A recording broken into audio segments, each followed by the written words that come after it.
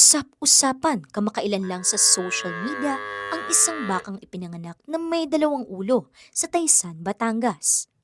Agad itong umani ng iba't ibang komento mula sa netizens. Ayon sa mga eksperto, polycephaly ang tawag sa isang genetic condition kapag ang embryo ay hindi ganap na naghiwalay sa proseso ng pagkabuo ng species. Ang resulta, isang katawan ng hayop pero higit pa sa isang ulo. Kapatid, alam mo bang pambihira ang pangyayaring ito? Ipinaliwanag ng mga pag-aaral na maituturing itong genetic rarity, kung saan nangyayari lamang ito sa isa sa bawat 400,000,000 kaso ng isang nanganak na hayop.